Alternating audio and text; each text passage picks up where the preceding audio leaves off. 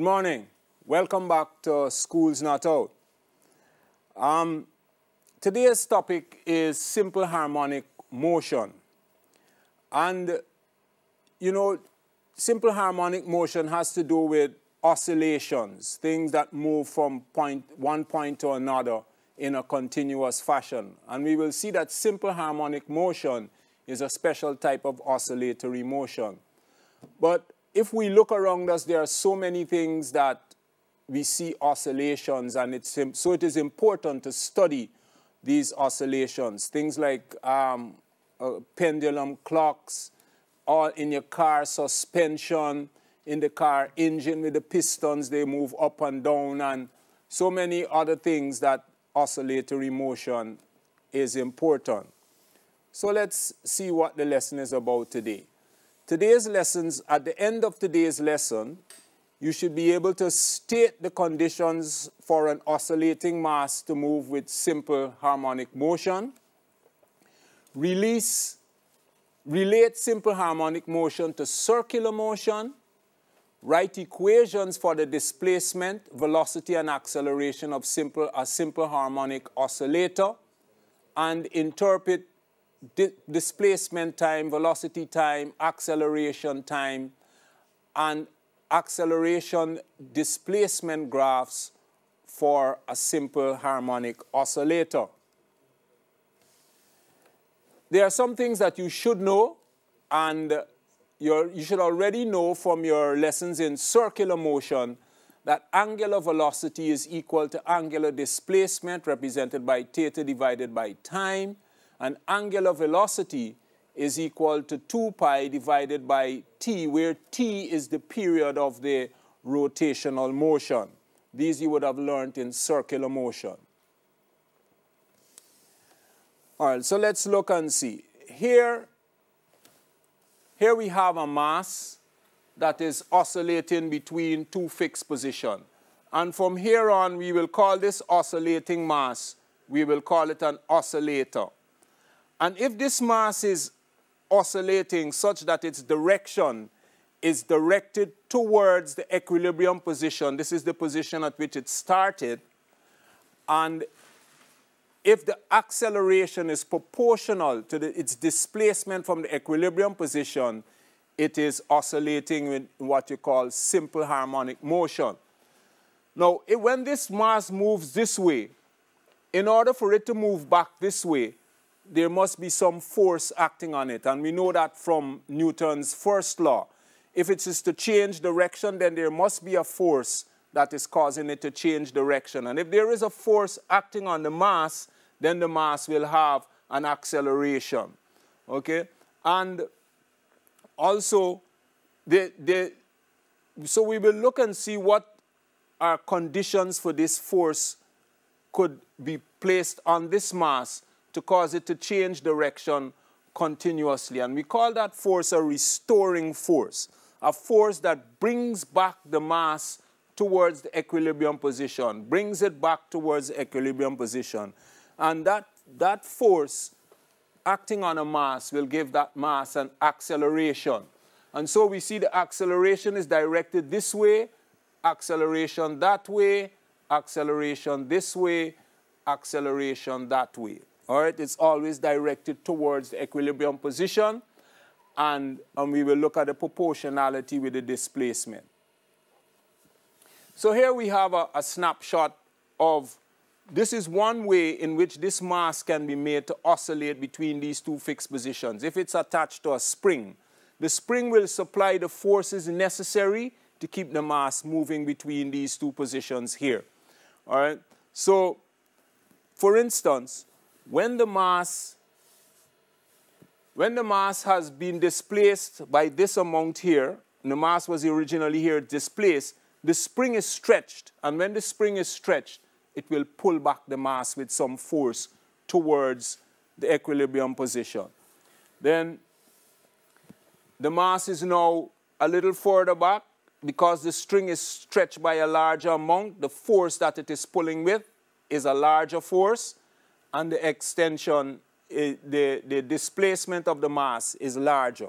So here we see larger displacement, larger force. And what we're saying is that if they are proportional, then the mass is oscillating with simple harmonic motion.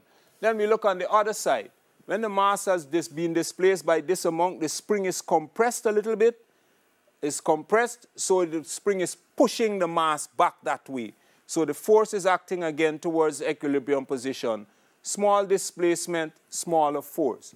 And if we go right back where the mass has come to extent, you see that the spring is really compressed and the displacement is large, and so the force is larger. Larger displacement, larger force. And what we notice is that the displacement and the force are always, excuse me, in opposite directions. All right.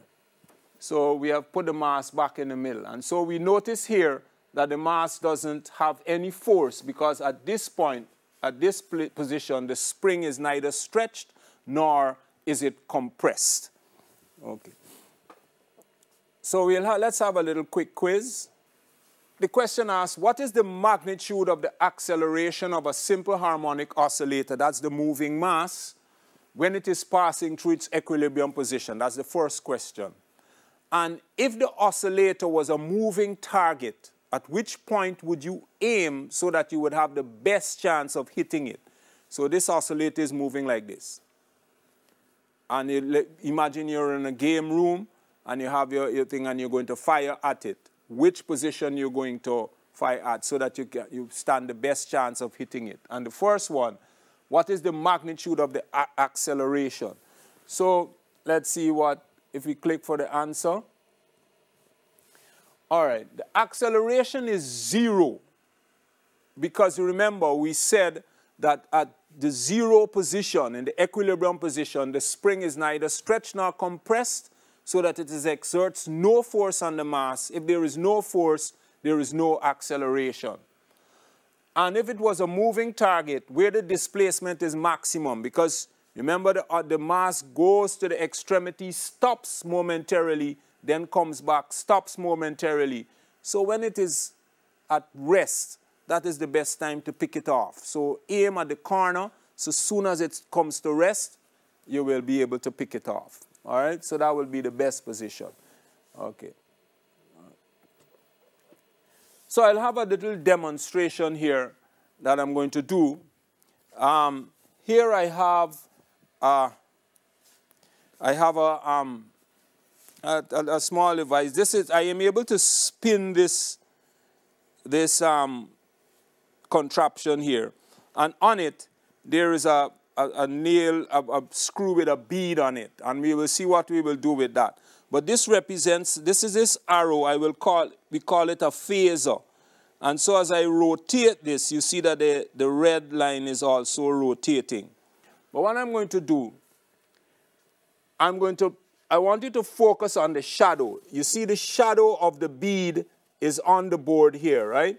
And I will rotate the disc. Now, as I rotate the disc, I want you to look at what is happening with the shadow.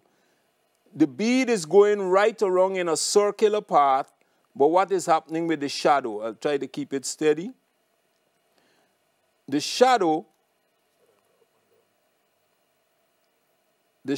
is going up and down and up and down. So the shadow is performing oscillatory motion.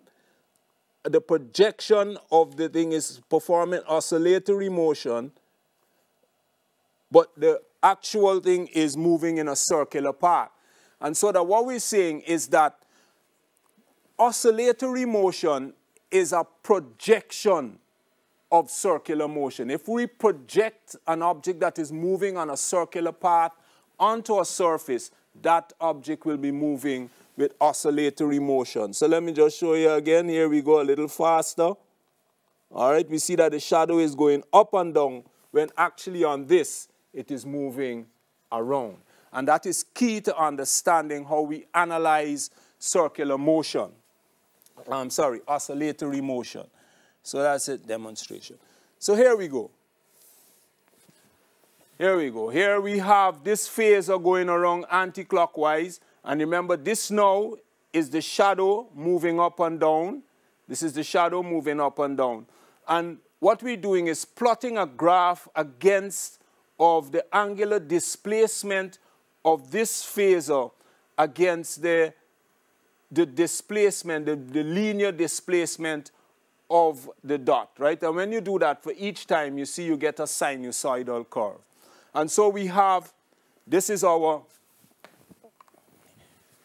phasor moving around. This is the shadow, and this is the graph that is plotted. All right, so we're relating circular motion to oscillatory motion to a graphical representation. So we're moving from stage to stage. Okay. Now, so here we are. Suppose this is just an instant in time. This is a snapshot. We take a snapshot of what is happening. And so at this instant, the angular displacement of the phasor is theta, all right? We have the linear displacement of the shadow is x, and the maximum displacement of the shadow would be a, because when this phasor meets to the top here, the shadow gets up here and then it comes back down. So this is the maximum displacement, and we call it a, all right? But if we bring all of those together now, we get a triangle, right? A, x, and theta. And if we look here now, and we look at this triangle, sine of the angle theta is the side opposite over the hypotenuse. That's x over a. And so x is equal to a times sine theta. But we know from our circular motion, this is our prerequisite knowledge, but theta is equal to omega t, because we know that angular velocity is equal to angular displacement divided by time, so that angular displacement is omega times t, so that we can substitute for omega times t here. And this is a very important result. It's kind of low. This is a very important result. We have that the displacement x is equal to maximum displacement sine of the angular, we call it angular frequency times t. And this is just a simple way on how we arrive at this equation here. And this is an important equation for simple harmonic motion. All right. So in the equation, A sine omega t for the displacement of a harmonic oscillator. A is the maximum displacement, as I showed already. Omega is called the angular frequency of the oscillation. So omega, we call it angular frequency. In circular motion, we call it angular velocity. It is numerical equal to the angular velocity of the phasor, that line that is going around.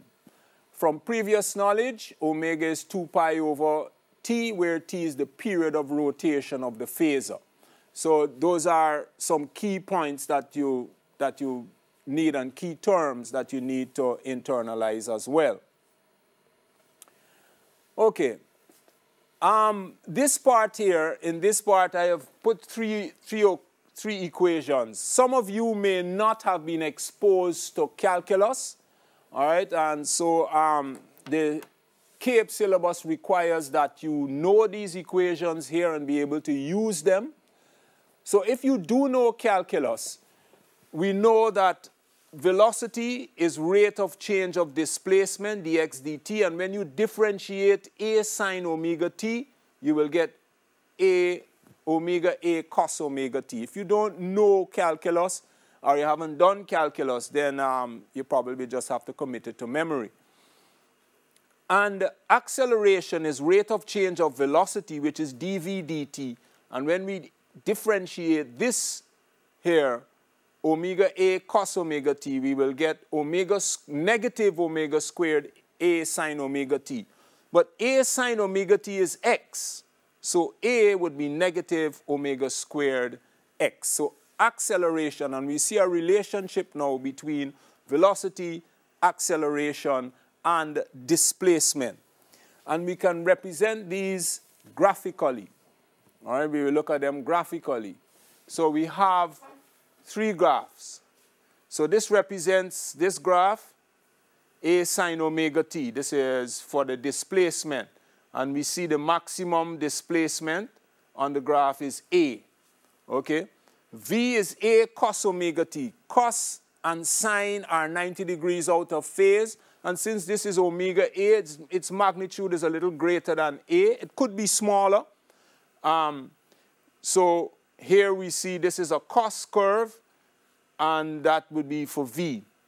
And then we see that A is negative omega squared A sine omega t. So this would be negative omega squared A. And what it's saying is that these two are 180 degrees out of phase. You remember when we looked at the oscillating system, when the force was acting towards the equilibrium position, the displacement was in the opposite direction. So there are vectors in opposite directions. So one is negative with respect to the other one. And that is what that sign is showing, that these here are 180 degrees out of phase. Okay? So these are our three representations of the displacement, the velocity, and the acceleration of that same simple harmonic oscillator. As it moves, this is how these three parameters, or these three physical quantities associated with this oscillating system, that is how they change. All right. So we'll have a quick quiz again. All right. The following information relates to a simple harmonic oscillator. The maximum displacement is 0.5 meters. The maximum velocity is 2 meters per second. Determine the magnitude of the maximum acceleration of the oscillator. All right? Okay. So here, let's see what if we click for our answer. I know I'm kind of rushing, but it's just I would have given you some more time.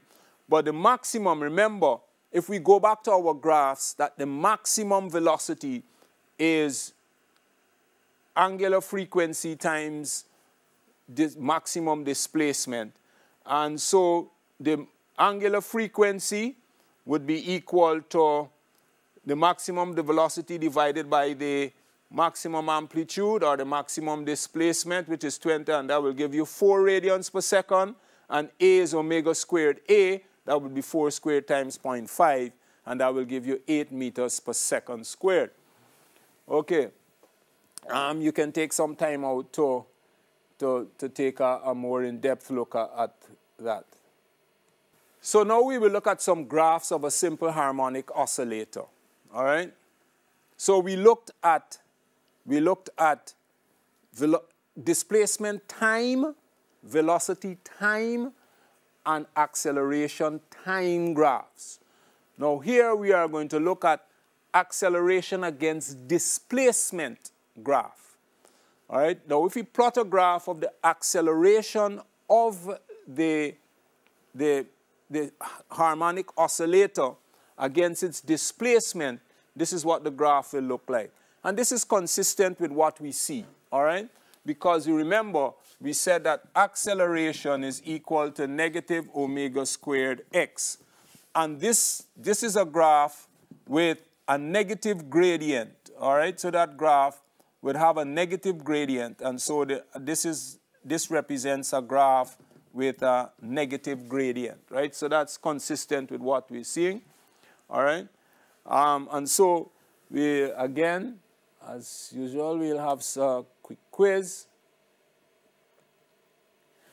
All right, what does the gradient of the acceleration displacement graph for a simple harmonic oscillator represent? What does it represent? What quantity does it represent?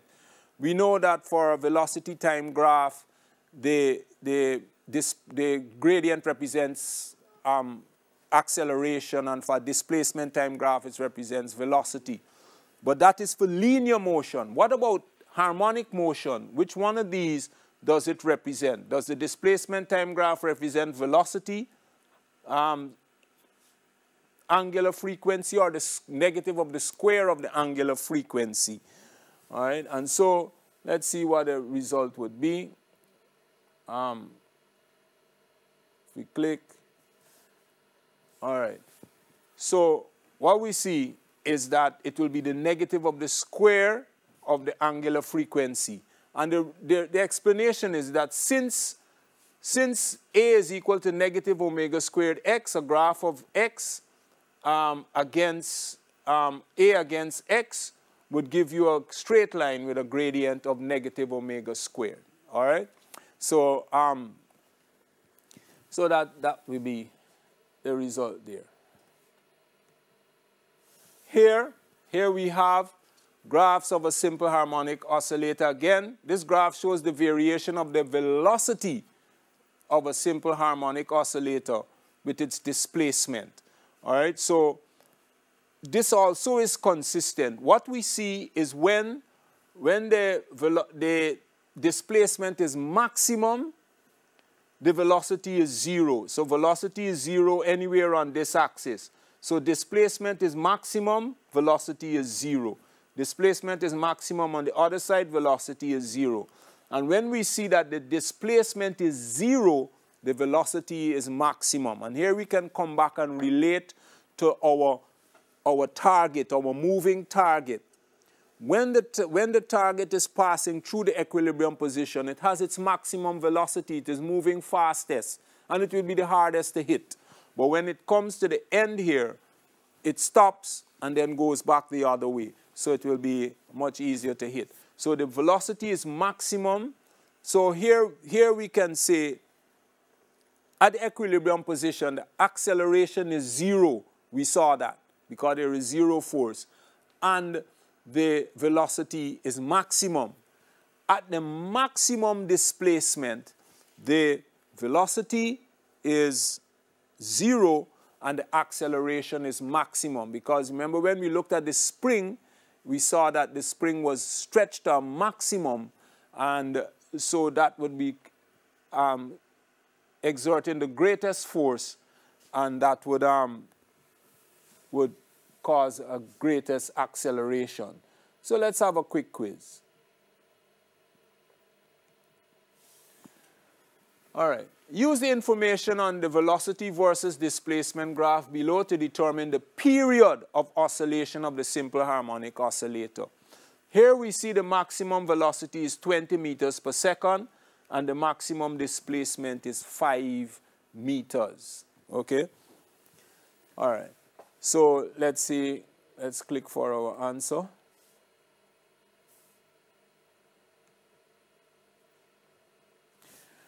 All right. We know that V max is equal to omega A, and omega is 2 pi over T, which you would have learned from already. That's your previous knowledge. So if we substitute 2 pi over T for omega, you will get V max is 2 pi A over T. All right?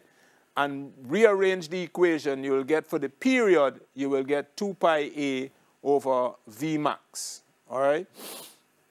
Make the substitution 2 times pi times A is 5 meters divided by V max, which is 20 meters per second. And when you work that out, you'll get T, the period is 1.57 seconds. All right, so this is information that you're using on the graph to be able to work out other parameters. And you can determine the frequency as well, because frequency is 1 over period. Okay, you can determine a number of parameters. Okay, if you know the mass of the harmonic oscillator, you can determine what is the restoring force, all right, from the oscillator based on the information that you've garnered from the graph. All right, we have not, our time constraints does not allow, but these are things that you can look at. Okay, so we are here. This is a challenge question. The challenge question is asking, show that the velocity of a simple harmonic oscillator at any displacement x can be found from this equation. V squared equal omega squared A squared times A squared minus X squared. And so what I will do, I will recap what it is we have done so far All right, I want to go back to a few slides here. This one. Okay. What we see here, all right, is that, and it shows, and this is an important result here.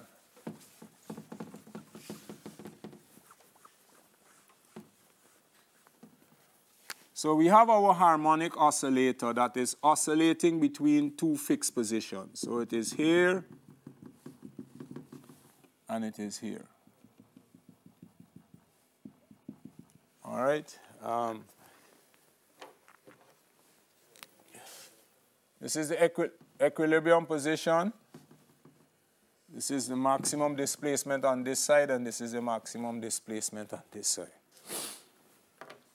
At the equilibrium position, displacement is equal to 0, all right? And the velocity is maximum. And the acceleration is equal to 0. That's at the equilibrium position. As this thing passes through the equilibrium position, here, x is the maximum. But at this position, velocity is equal to 0 and acceleration is maximum. All right? Because remember now, if this were a spring attached to somewhere, the spring would be stretched to its maximum. Right? The spring would be stretched to its maximum when it is at this position here. All right? And so this is also key, right, at these positions. And the graph shows you it.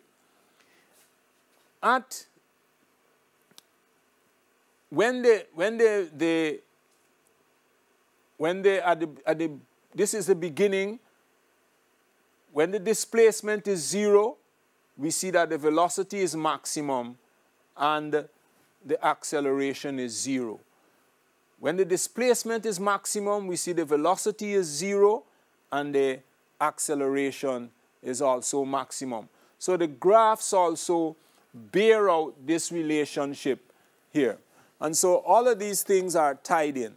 And so it is very important to understand that that oscillatory motion, this object moving between two fixed positions, is related to circular motion. And we can think of oscillatory motion of as a projection of circular motion. And that projection can be used to make graphical representations of what the oscillatory motion is. Okay? So these are some key points that you want to internalize so that you'll be able to make better judgments on what it is. But let us take a look at this question here and see if we can work through to get a solution to it. Again, if you may not be familiar, but for those of you who would have done some calculus, and you would know that sine squared A plus cos squared A is equal to 1. Right? This is called a trigonometric identity, and some of these become very important when we go on to do higher level physics, as in CAPE. All right, but let's see how we can solve this equation. We know that x is equal to A sine omega t. All right? And we know that V is equal to omega A cos omega t. So if we square V, we will get that V squared is equal to omega squared A cos squared omega t. That's okay? All right, we just square V. Let's call this, I'll divide my board.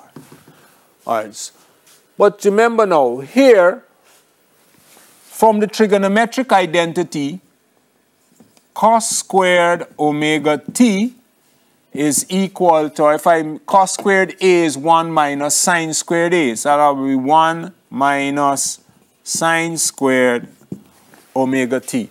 So that is what cos squared omega t is equal to. All right. So here, therefore, we can write that v squared is equal to omega squared A times 1 minus sine squared omega t. Okay? So that's because we substitute the 1 minus sine squared omega t for cos squared omega t in this equation here. All right? So if we expand expand the brackets, we will get that v squared is equal to omega squared A minus omega squared A sine squared omega t. Okay? So we just expanded the brackets. Okay. So this would be equal to omega squared times A minus A squared. This is omega squared. I'm sorry. When I square here, this is omega squared A squared, omega squared A squared. So let me go back through. When I square V, you have to square the omega, you have to square the A, and you have to square the trigonometric function. So this would be omega squared A squared. All right, my apologies for that. And this would be omega squared A squared sine squared omega t. But this here, A squared sine squared omega t, is equal to x squared. But A squared sine squared omega t is equal to x squared. So therefore, v squared is equal to A squared minus x squared. I'm sorry. Wow. Omega squared times A squared minus x squared. All right? And so that's how we would come up with this is what we were looking for. It involved it was a challenge because it involved you finding out about this trigonometric identity. And that's what challenges are about. You could ask your friend who did, or your cousin, anybody who would have done.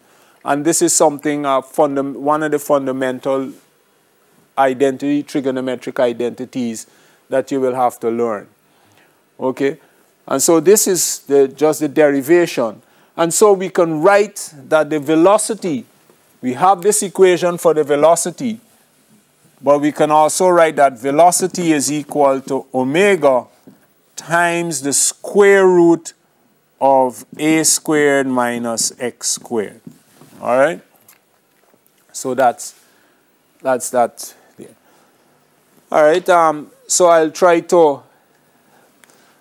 to just make a question.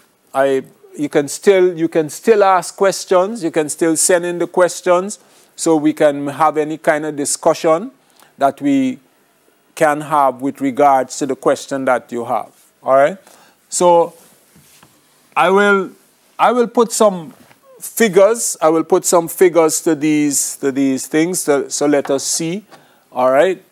So if we have a simple harmonic oscillator moving with a velocity, the velocity is, say, v is 5 meters per second. That's the velocity of the simple harmonic oscillator. The maximum A is, say, 0.08 meters. All right, so A is that.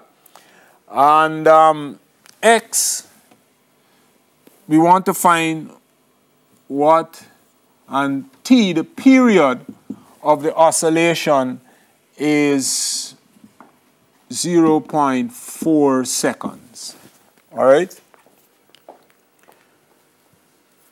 We want to find what is the displacement when the velocity is the value given. So we want to find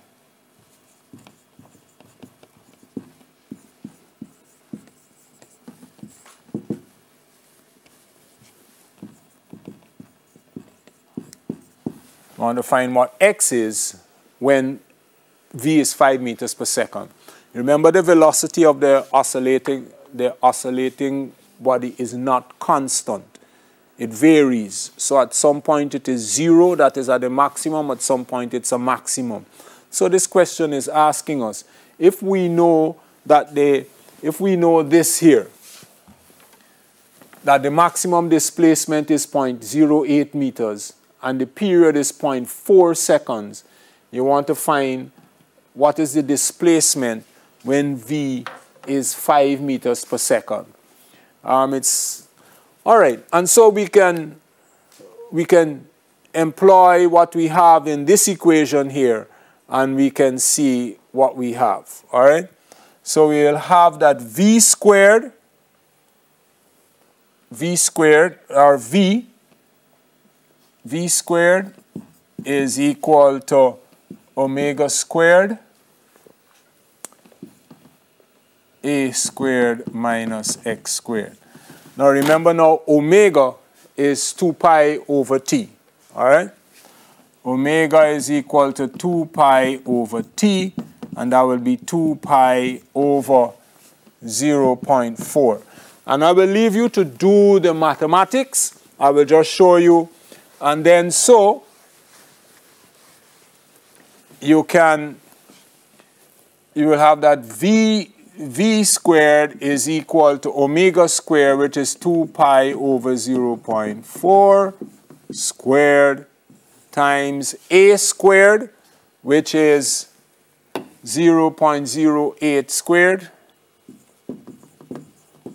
minus 0.40 x squared, sorry.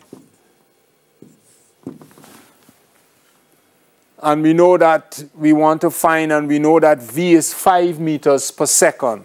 So 5 squared, and we can work through that. So 5 squared equal to 2 pi over 0.4 squared times 0.08 squared minus x squared. All right? And from here, you'd be able to determine what the value for x is in this given situation.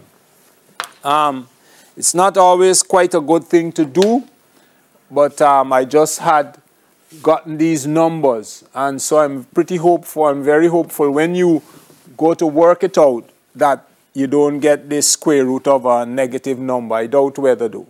All right? Yeah, it will be kind of small. So this is how you can utilize these equations in order to be able to make calculations. I hope that today's lesson was instructive, because this is a very important aspect of the physics here. So physics, we hope you grasp some of the points we've discussed. You can catch a repeat of today's lesson on JNN today at 4 p.m. in the Schools Not Out highlights, on Saturday between 1 and 4 p.m. right here on TVJ. It also will be on video on demand on One Spot Media. Until next time, I am Paul Bender.